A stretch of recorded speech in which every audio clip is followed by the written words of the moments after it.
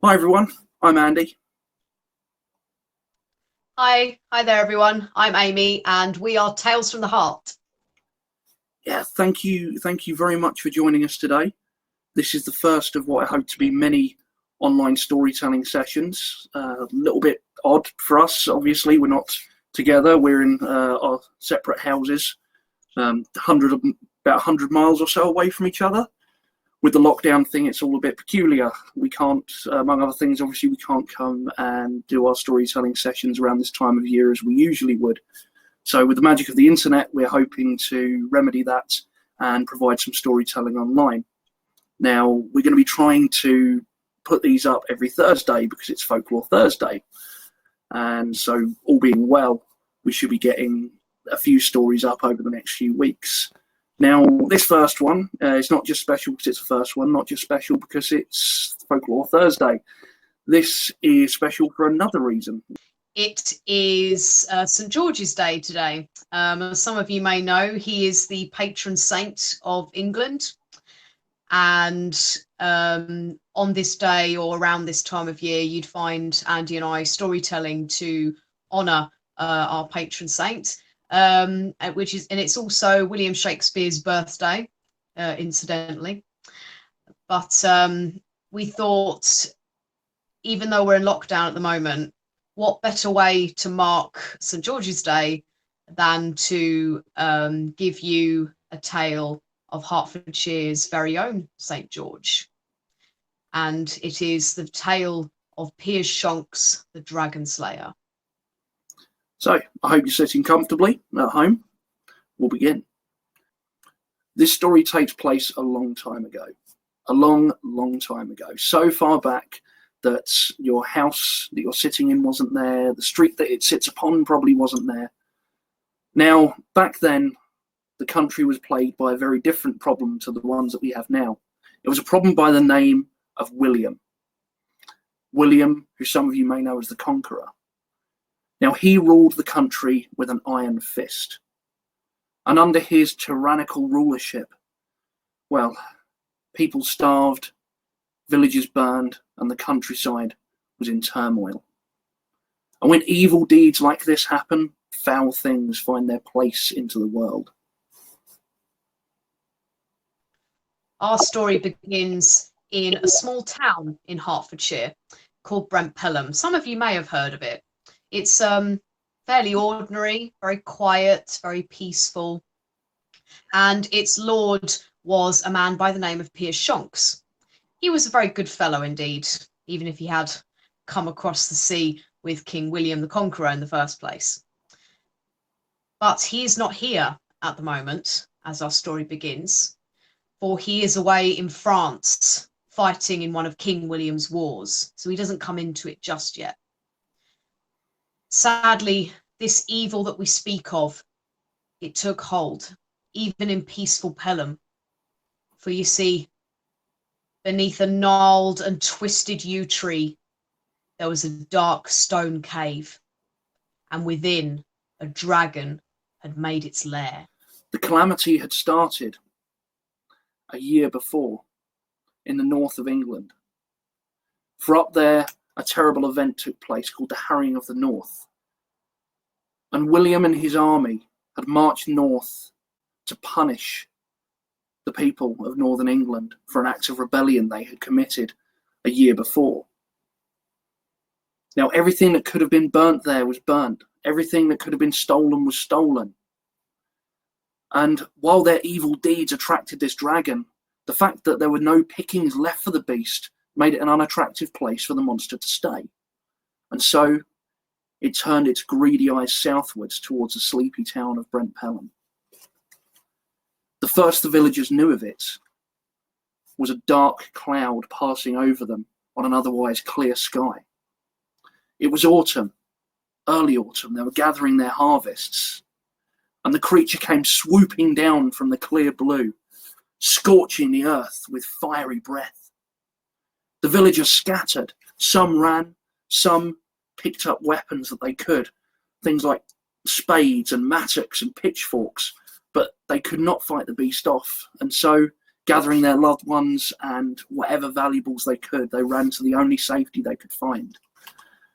Stone church of St. Mary's that lay at the heart of Brent Pelham.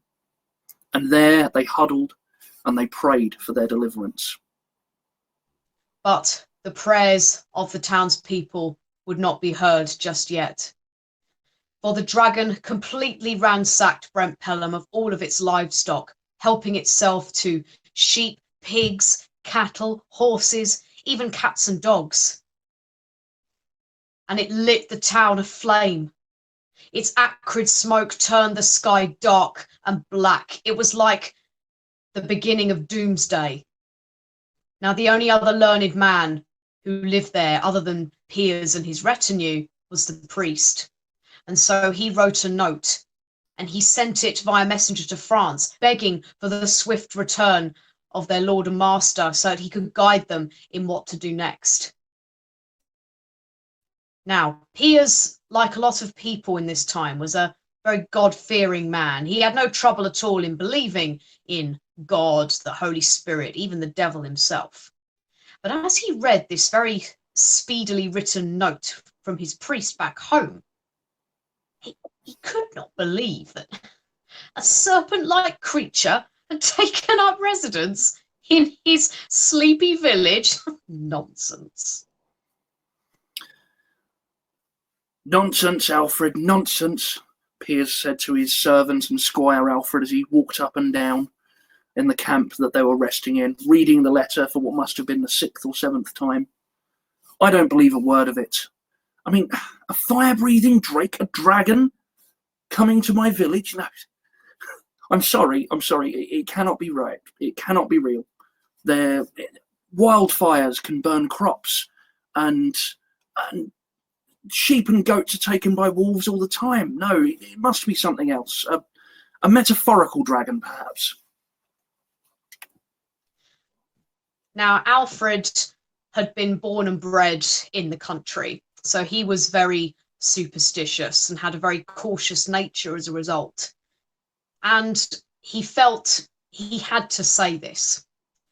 My lord, if I may speak freely, could it not be that this beast has been sent by God to teach our people back home a lesson for something they've done to make him angry? It would not be the first time that God has seen fit to punish humankind in this way, would it not? Well, Piers said, scratching his head as he read the letter once more. Whatever it is, I suppose those poor wretches could use our help. I'll petition the king immediately to release us so that we may go home and give what aid that we may. And petition he did, and soon the pair of them, Alfred and Piers, as well as their horses and their hounds, made their way north across the channel on a small boat and rowed into the heart of England towards Brent Pelham. They first realised the level of destruction when they neared their town. For in fields that should have been freshly reaped and neat, half of the crop still stood, but as blackened ruin, the other half singed stubble. Tools and sacks and carts and barrels lay overturned and burnt and broken. Where barns once stood to house the grain, keeping it dry over the winter, there was now nothing but blackened ruin. No ordinary forest fire had started this. The true level of devastation, though, was yet to come. For when they approached the town of Pelham, they looked down with horror along the long street that ran through the village. Where tall houses once stood that had been being built up since Piers had taken lordship of the town, there was nothing but rubble and charred timbers. Where carts and stalls once lined those streets for market days, selling all sorts of produce and goods, there was now nothing but overturned carnage, wheels and axles broken, mingled with poles and crates.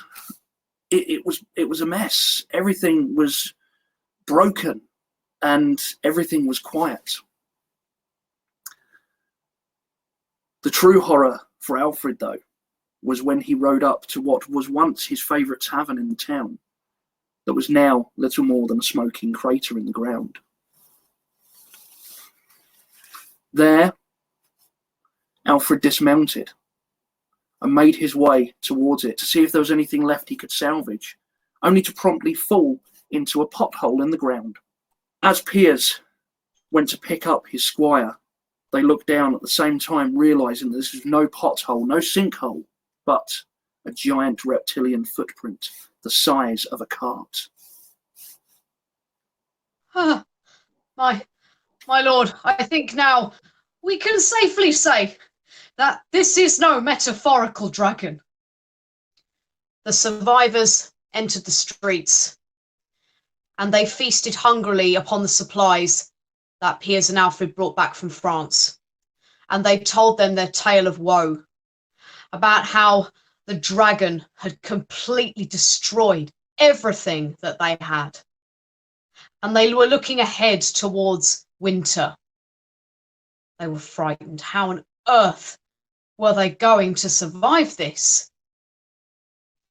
Angrily, Piers declared that being an expert hunter, he would track this beast down himself and he would kill it so that nobody else had to suffer under its tyranny. And there came a great cheer from the people of Brent Pelham, and they blessed Piers, Alfred, the horses and the hounds for good luck.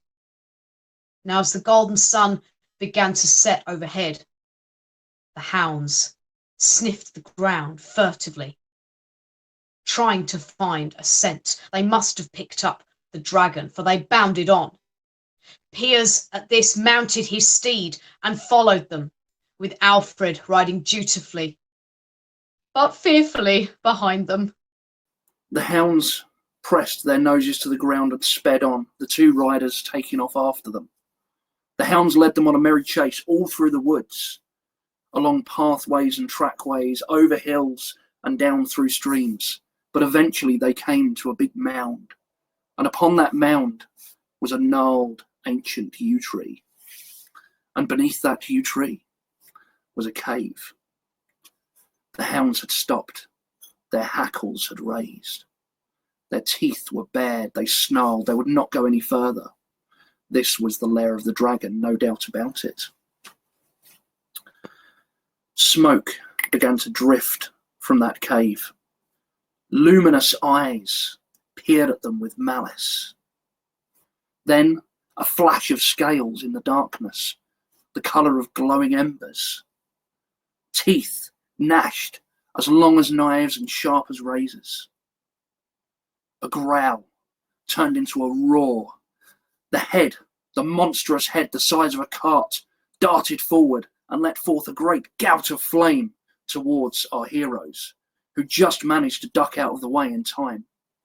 "This is it," called Piers. "This is it, Alfred. Hand me my lance, would you, and take the hounds." "Yes, I will, sir, and Godspeed." Piers, taking his lance, hefted his shield and rode on, straight towards the beast. He lowered his lance into a couch beneath his arm, like he'd been trained to do so many years ago.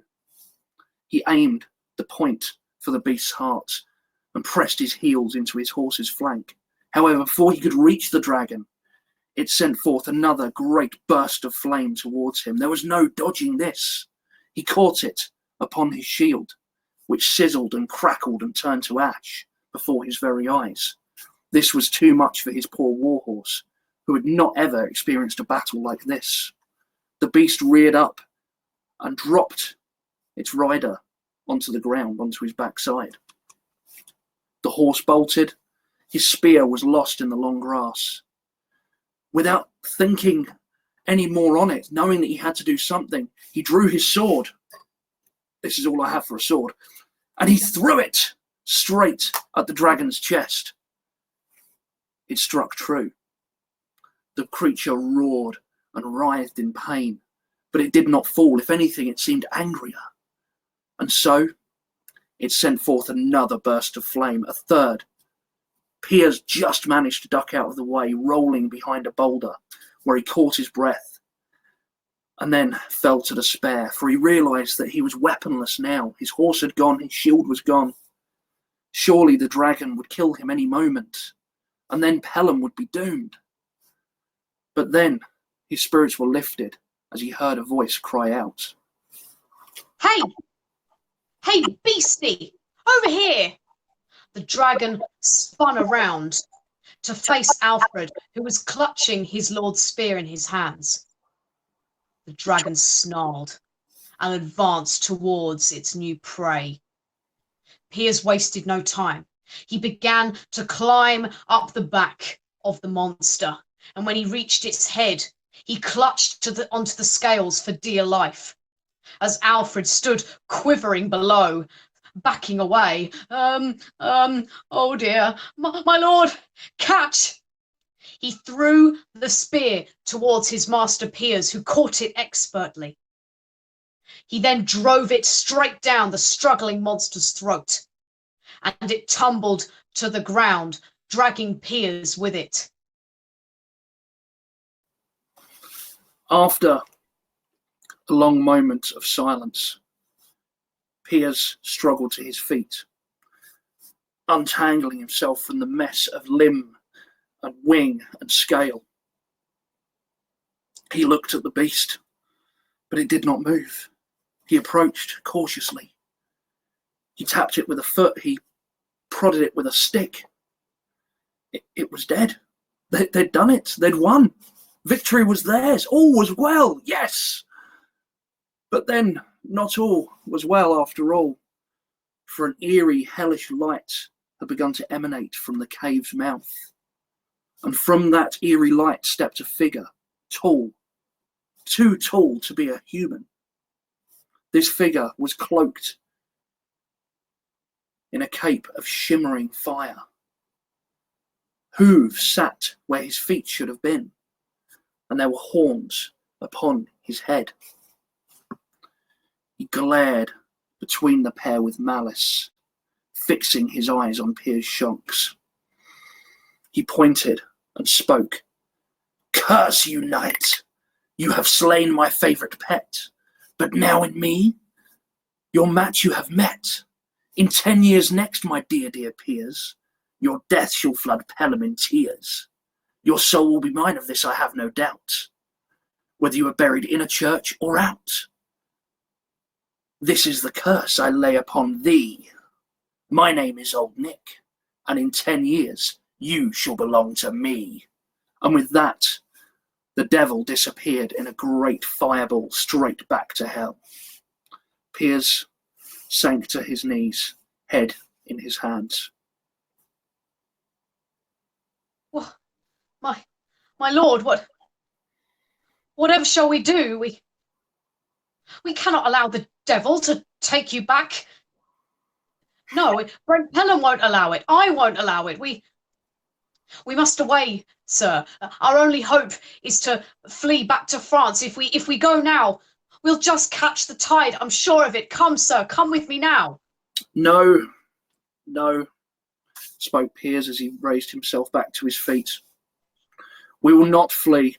We will not go back to France. If anything, I think that's where the devil's from. No, we will stay here in Pelham. We will rebuild. We will honour our oath to these people. And I have 10 years left in me yet. If the devil speaks true, he will not have the best of me. And so, Piers and Alfred returned to Brent Pelham to a hero's welcome. And then the real hard work began of rebuilding the community from the ground up.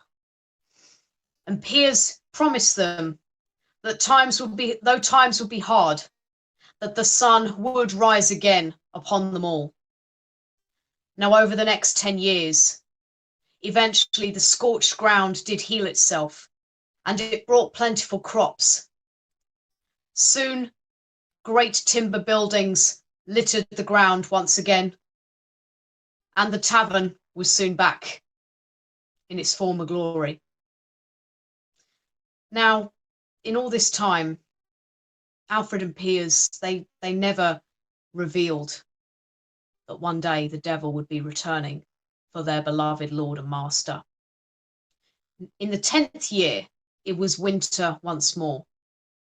And Piers, he could feel himself becoming weaker and more tired due to age and illness. And Alfred, he tended to him as best he could. But even he could not deny that his lord and master, yes, he was dying.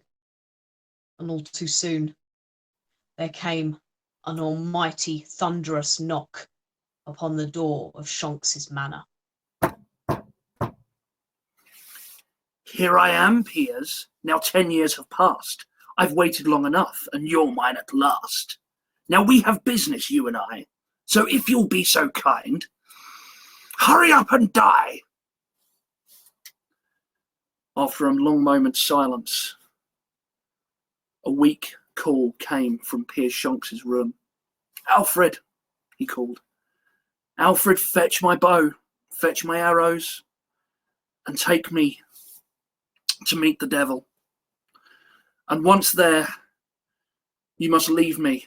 Hide around the corner. Just do not stand with me. My lord? Leave you? No. I will not leave you to face this horror alone. Alfred, he spoke up, struggling to his feet. You have been a good servant, a faithful squire, and the best friend. But I need you to do this for me. Stay out of the way. Watch what happens. Listen and tell my story. And once this is all done, Shonks Manor will be yours. But now you need to take me there and leave me to face my destiny. And so, reluctantly, Alfred agreed. And one last time, servant helped master towards the door. Leaning upon Alfred for strength, he gripped his bow and his arrows tight. And soon, alone, he was facing the devil. Here I am, old Nick, he said, straightening his back. I am ready to come with you. I am ready to die. But before I do, I ask that you be a gentleman and grant me a last request on this earth. Huh. How traditional. Well, I suppose it's for the best. If he'll shut you up, what is your last request? And so, Piers explained his last request. All he wished, he insisted, was to look upon his lands once more, across his fields and gardens to the woodlands and the village of Pelham beyond. And there he would take his bow and shoot one last arrow, his bow that he had spent so many fond days hunting with. And wherever that arrow fell upon his land, he would be buried.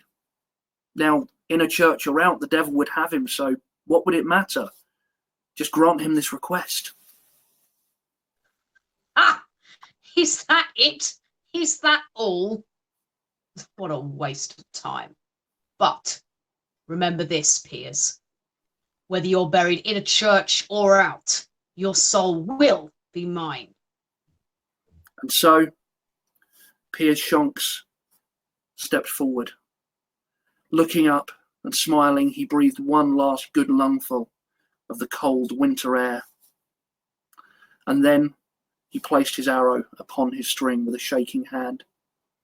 He drew back as far as he could, as far as his strength would allow, back and back, higher and higher he aimed, and then loosed. The arrow flew true and high, over his gardens, over his fields, over the woods, into the village of Pelham, where it struck the north wall of St. Mary's Church. That is where he would be buried, in a wall, which is neither in a church nor out of it. He had beaten the devil at his own game. Ah! Curse you, Piers Shonks! You have me beat. You tricked me fair, and no more shall we meet. I'll return below, while you have your rest, and no more shall I offer a last request. And with that, the devil disappeared in a great fireball back to hell where he belonged. Piers chuckled to himself before drawing his final breath, and he collapsed to the ground where Alfred found him. He gently picked up his lord and master, and he carried him in his arms all the way to St. Mary's Church, where he bade the priest that this man, the bravest lord and knight in all of Hertfordshire, be buried exactly where his arrow had struck. And to this day, my friends, if you go to the Church of St. Mary's in Brent Pelham, walk inside, go to the north wall, and there you will see the tomb of this brave knight set into the wall, neither in a church nor out of it. And above that tomb, you will see a plaque telling you his name and his story, the story of how Piers Shonks, the bravest knight in all of Hertfordshire, saved his town from the fires of a dragon and saved himself from the fires of hell. Thank you very much. I hope you've enjoyed this, guys. It was a pleasure telling it for you. It's great to be telling stories again, and not only for yourselves, but it's great to tell a story with Amy again, who I haven't told with since December. Yeah, likewise, man. It's been great telling stories with you again too. We've really enjoyed it. Well, so we hope you did as well. We're hopefully going to be doing more of these. Some will be Amy, some will be me, some will be both of us, and we're going to try and get them up on Thursdays.